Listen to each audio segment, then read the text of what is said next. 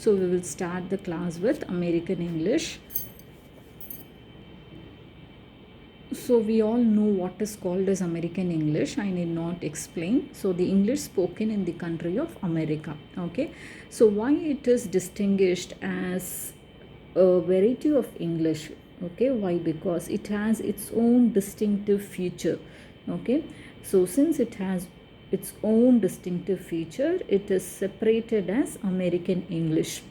And here again, as we have seen no, in British English, we are going to see what are the differences that is coming under American English when compared to the standard English under various subtopics. And the first one being vocabulary. So under this subtopic vocabulary, we are going to see the important vocabulary that has come out of American English from various dialects. Okay. So for the first point, if you just look into the book, you can see the words that have been derived from Native American language. Okay, so there are certain words that have been derived out of Native American language. And what are those words? For example, cannibal, cano, and then potato, and then chocolate. So these are certain words that have been borrowed from Native American languages. Okay, and secondly, when you are talking about certain other words like cookie, and then spook, frankfurter, hamburger, it has been borrowed from the European settlers. Okay, so when the Europeans first came and settled in America, they spoke a certain variety of language, and these are few of the important words taken from the European settlers. And apart from that, you have certain other words like caucus, filibuster, and then carpetbagger, and these are certain words that could be listed under politics. Okay, and again all these are peculiar under American English. Okay, apart from that, there are few other handful of words that come under the names of drinks like Coke, Applejack. Okay, and one more list of words they have given that comes under commercial words like cleaner or Vaseline, something like that. So these are few list of examples that you can provide under vocabulary of American English. And in the next subtopic, they are talking about semantics. Semantic is nothing but it is about the meaning of the word. Okay, meaning of the word is called as a semantics. So when you are talking about British English and American English, certain words will give two different types of meanings when it is spoken in America to that of Britain. Okay, so here you have a list of words given in the book. For example, in British English we call it petrol, whereas in American English they call it gas. And when we say mudguard, in America they tell it as fender. And gearbox in British English is called as transmission in American English. Boot in British English, and in American English it is trunk. So again, when you check on net, no, you will be getting pages of examples under British English and American English when talking about the meaning, that is the semantics. So again, a few other examples. No, I mean the public schools in America, they stand for private schools in Britain.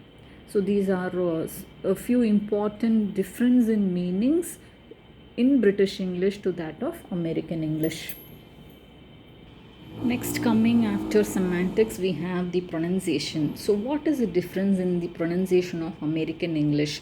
So when you are checking the pitch and intonation pattern, they greatly vary from the British English.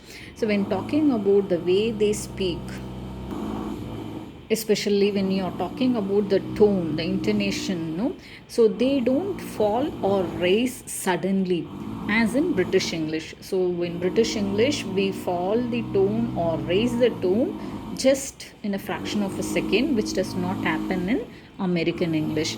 And also when you note down the pitch used by the Americans, it is somewhat very high compared to that of the British English.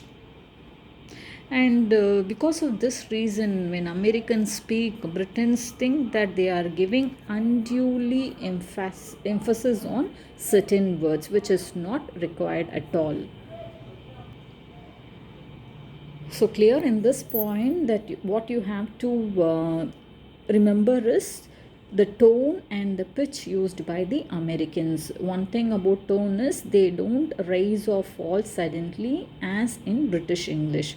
And when talking about the pitch, American English use very high pitch, which is a mark of emphasis in British English. Okay, so these are the two things that you have to bring out in this point. In the second point, they talk about the tempo used by the American English. American English use a very slow tempo.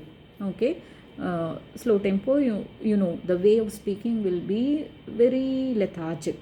So because of this characteristic style of speaking, British speakers, they call it as American drawl.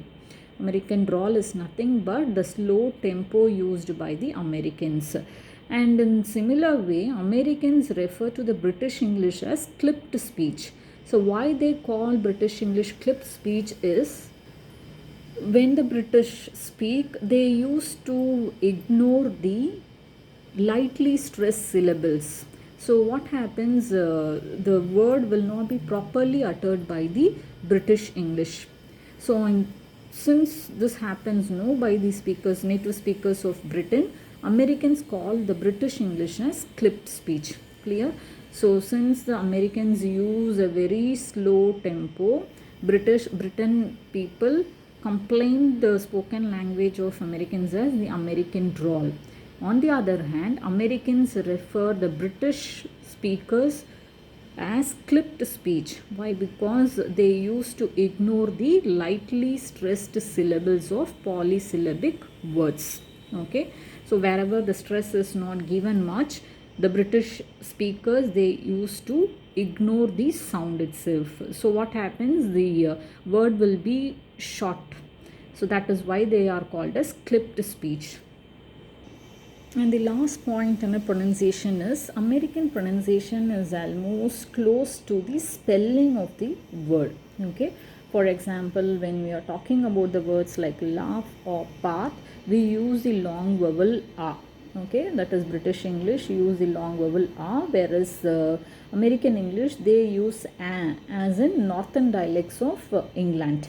Okay, and in a similar way, when we are talking about the usage of r sound, r sound that is just before a consonant, British English, they don't pronounce the r sound that occurs before the consonant, but whereas in America, they pronounce the r sound.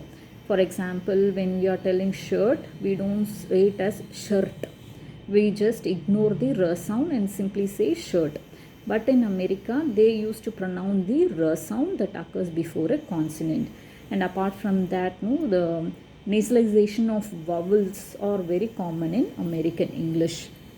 Nasalization is nothing but the sound that comes out of the nasal passage, that is called as nasalization of vowels, and this is very common in America.